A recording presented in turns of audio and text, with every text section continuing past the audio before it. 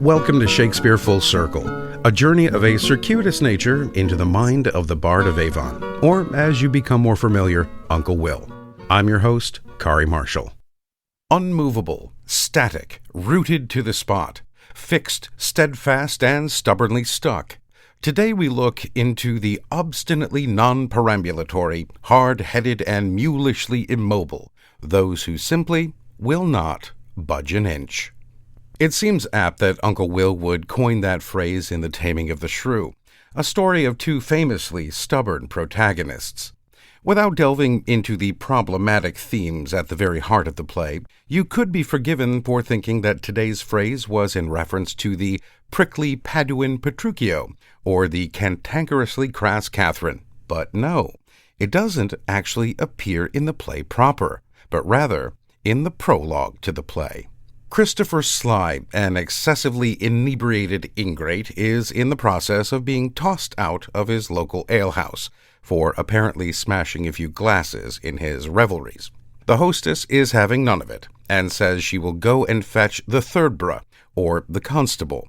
Sly says he's not going anywhere. To the cold bed and warm me. I know my remedy. I must go fetch the third bruh. Third, a fourth, a fifth, borough. I'll answer him by law. Oh, no, Budge An Inch, boy. Let him come, and kindly.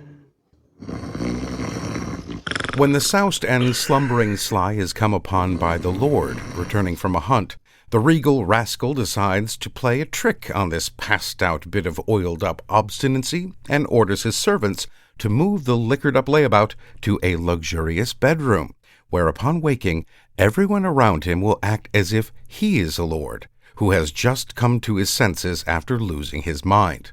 Oh, and they then decide to put on a play for his noble amusement, which is, of course, The Taming of the Shrew.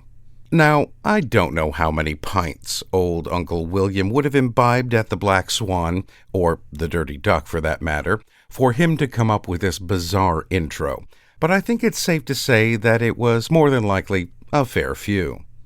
The word budge had been in limited circulation during the 16th century, coming from the French bouger, to move or to stir from stillness, which in turn stemmed from the Latin bullire, meaning to bubble or boil, coming from, I imagine, a sense of constant movement. Uncle Will, though, seemed more interested in the negative of the word, not budging an inch, which is also interesting in itself. An inch. He uses it to denote the smallest of measures, but in Hamlet, he uses the measurement to denote massive layers of makeup. But that could be another pod all itself. Moving on. In 1930, Noel Coward would employ the phrase in his brilliant comedy, Private Lives.